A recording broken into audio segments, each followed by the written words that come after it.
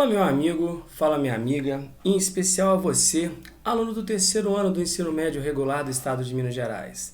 É você que está fazendo o professor Galvão fazendo um desafio e o Charles vem com um desafio novo aí, ó. Se o vídeo dele bater a casa dos 5.000, prometeu descolorir a barba. Daqui a pouco eu vou fazer um desafio também, porque agora tá nessa, né? Vou desafiar você. Como diz o Galvão, é o pet, é o pet, é o pet. Então estamos de volta, a gente está trabalhando hoje com a semana 2, galera. E a temática de hoje é a construção do Império Brasileiro.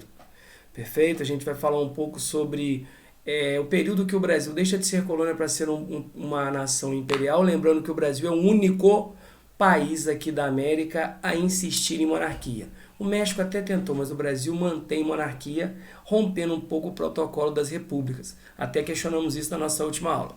Mas antes de eu começar a falar sobre a construção do Império Brasileiro, queria convidar a você que ainda não conhece, vem comigo entender o que é o Escola Online. A gente hoje procura ofertar a educação para você em várias mídias sociais.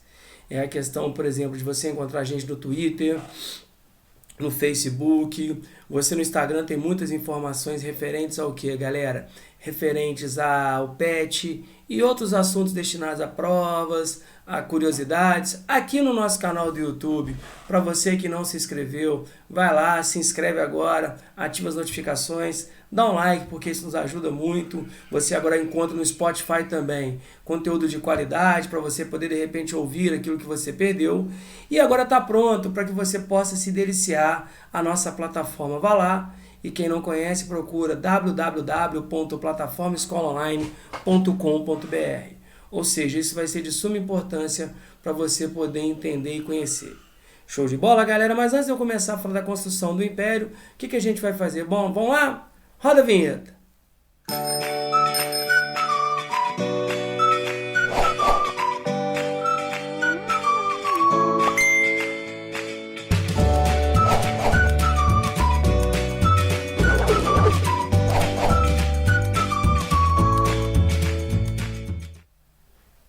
Bacana, né? Então agora a gente pode começar a falar. E normalmente o que eles fazem? Pede para que a gente possa recapitular.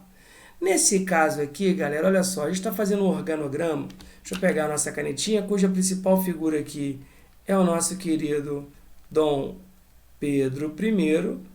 E a gente vai fazer referência, moçada, vejam só, a nossa, primeira Constituição. Tá? Essa nossa primeira Constituição, lembrando que o Brasil tem várias outras depois, 1824, 1891, 1934, 37, 46, 64, revisão em 67 e a última Constituição em vigor, a Constituição Cidadã de 1988.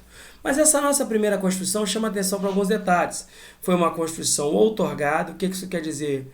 Imposta, então ele não respeita o trâmite legal, que ela poderia ter sido promulgada, mas a Constituição vencedora, carinhosamente conhecida como Constituição da Mandioca, ela não foi aprovada porque ela diminuiu o poder do futuro imperador. Era uma Constituição que estabelecia, enquanto todos os nossos vizinhos optavam por uma república, o Brasil oficializava o que, galera? Uma monarquia hereditária, onde o poder é passado de pai para filho. Tá? Então Dom Pedro podia ficar o tempo que quisesse ou ter um pequeno falecimento passado de pai para filho. Nessa época prevalecia o voto censitário. O que é isso, galera? Só podia votar quem tivesse grana. Então vejam vocês, homens livres, maiores de 25 anos e com renda anual com mais de 100 mil réis. Então você tinha o seguinte, o que eles chamam de eleições indiretas. Você participava das primárias e aí você escolheria aqueles que votariam. Então olha que doideira, você votava em duas etapas. Você escolhia um eleitor para votar em deputados e senadores. Loucura, tá? Nessa época você estabelece a religião como católica. Então se hoje somos um estado laico, galera, naquela época nós éramos uma nação católica. Beleza? O catolicismo foi oficializado como religião da nação, lembrando que vigorava nessa época o princípio do padroado e do beneplácito. Agora, muita atenção para isso aqui, ó. O Dom Pedro, quando impõe uma Constituição, vocês vão ver, claro, quem sabe faz ao vivo, quem sabe faz em casa, vão ver ao fundo aí um choro, não é da reclamação por causa de Dom Pedro, é da minha filha chorando ao fundo, mas tá tranquilo. Então nessa época você tem 4 poderes, aqui eu tô vendo o errinho do organograma, o legislativo, porque normalmente Montesquieu diz que nós temos 3 poderes, não são? o executivo, o legislativo e o judiciário. Só que nessa época foi criado o quarto poder, que é o poder moderador. Qual que era a ideia do poder moderador, galera, criado por Dom Pedro aqui? A ideia é muito bacana. É você ter um poder neutro que ele vai, de certa forma, tentar dirimir problemas envolvendo os outros. Deixa eu dar um exemplo prático. Há pouco tempo nós tivemos um problema envolvendo Jair Bolsonaro, que é presidente da República, chefe do Executivo, com o quê? Com a galera do Supremo. Então houve um problema entre o Executivo e o Judiciário. Qual que seria a lógica do poder moderador? Intervir, ouvir os dois lados para tentar dar uma decisão. Então, na teoria, o poder moderador serviria para quê? Para criar um equilíbrio. Agora, na prática, quem exercia o poder moderador? O próprio Dom Pedro.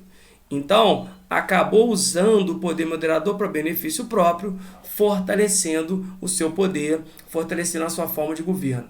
Então, a galera que acha que o Dom Pedro é muito bonzinho, toma um pouco de cuidado. Viu, galera? Então, vamos lá. Bom, falando disso, e olha uma curiosidade, galera, para você saber mais um pouquinho. No ritual da fala do trono, o imperador elencava prioridades no Brasil. Todo mês de fevereiro, no primeiro dia do ano legislativo, ou seja, que a Câmara de Deputados e o Senado se reúnem, o presidente da República cumpre o dever imposto pela Constituição e envia ao Congresso Nacional a mensagem presidencial. Tipo, boas-vindas, vamos começar, boa sorte. Trata-se do documento em que o governo faz um balanço do ano que se encerrou e enumera as prioridades do país para o ano que se inicia. Imagina um documento que chegou esse ano 2021, nesse ano de pandemia, segunda temporada. Olha a loucura, tá? O ritual é mais antigo do que se imagina.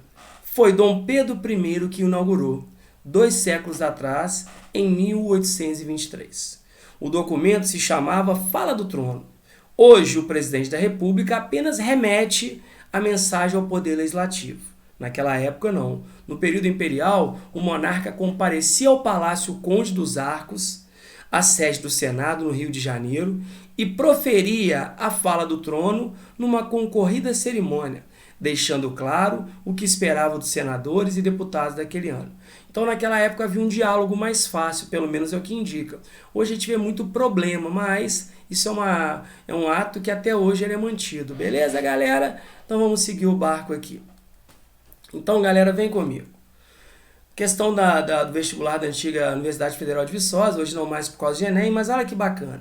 A Constituição outorgada, então você sabe que Constituição outorgada quer dizer uma Constituição imposta por Dom Pedro I, em 1824, continha uma inovação constitucional, o que seria decisiva para o funcionamento do sistema político imperial. O poder moderador, por nós chamados também de quarto poder. Beleza? Então, olha só, então ele está falando aqui sobre o quê? Sobre a ideia do poder moderador.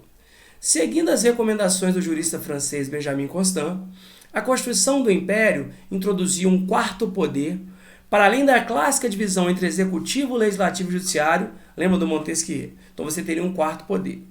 A principal consequência da introdução do poder moderador na ordem política imperial foi... Olha como é que a UFV fazia pegadinhas. Vamos lá. Letra A. Permitir que o imperador servisse de árbitro aos conflitos entre liberais e conservadores, promovendo o revezamento das elites no poder. Bom, galera, se eu falar sobre a ideia do segundo reinado, isso aqui não está errado não, tá? Mas é uma questão que gera muita discussão, mas vamos lá.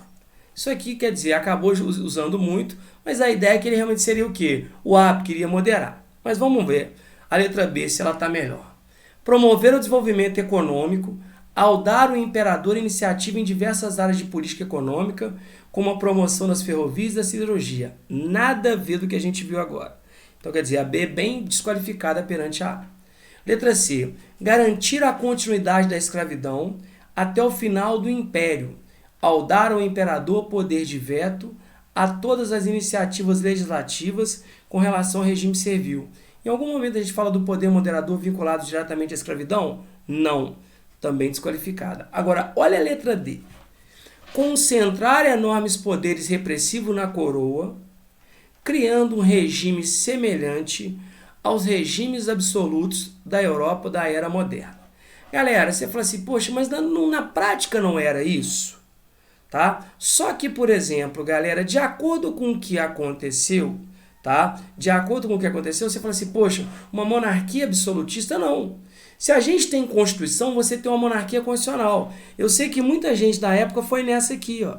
Só que eu não posso falar da ideia de uma monarquia absolutista, sendo que eu tenho a Constituição, tá? Tudo bem que a monarquia constitucional, ela tinha esse lado, mas eu não posso, de certa forma, usar. Então, eu sei que vai gerar muita polêmica, muita gente iria nessa, mas é o que eu falo. Aqui você vai misturar um pouco da teoria e fugir um pouco da prática, porque na prática, realmente eu vou permitir que o imperador fosse um árbitro.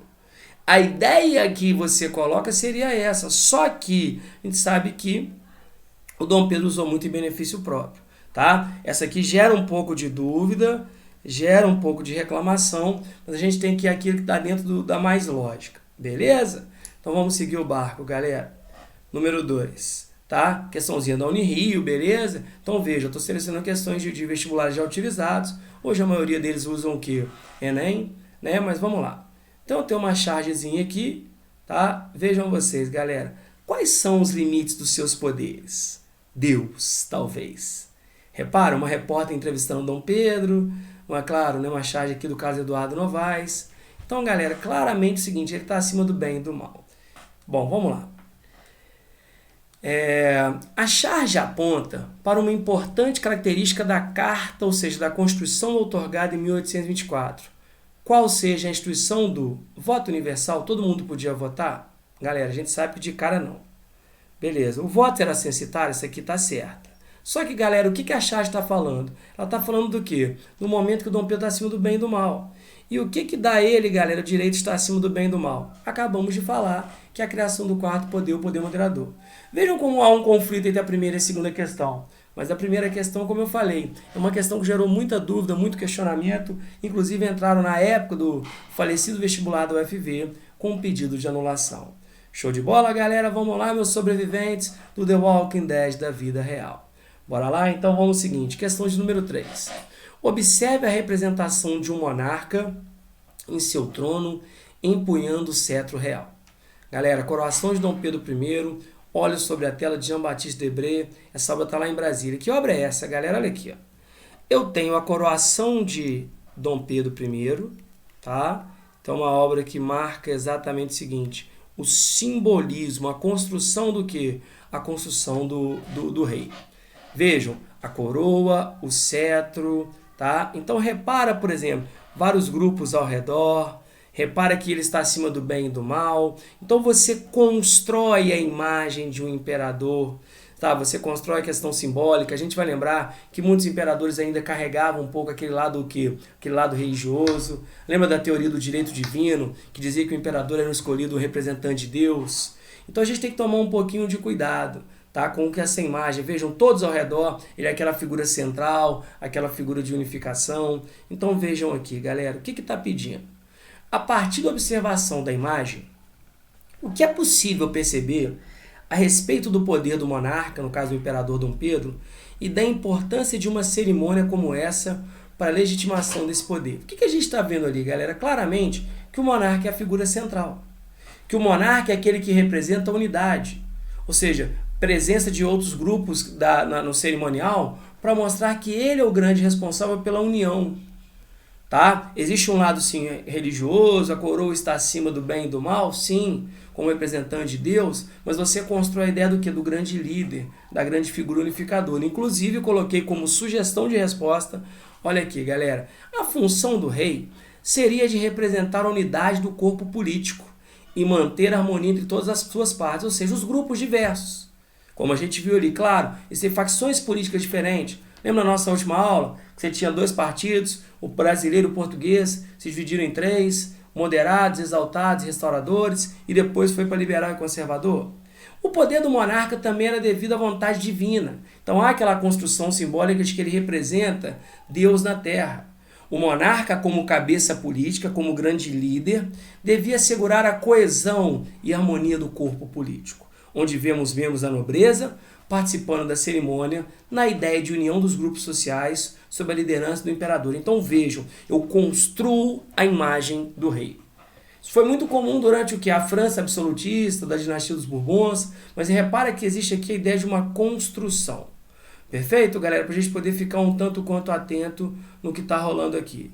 Show de bola, galera? Então, mais uma vez, meu muito obrigado. Agradeço a vocês a participação. Um beijo, fiquem com Deus. Mas não se esqueçam, antes de você ir embora, vai lá, se inscreve no nosso canal, dá um like, que ajuda muito. Muito obrigado, galera. Até mais. Tchau, tchau.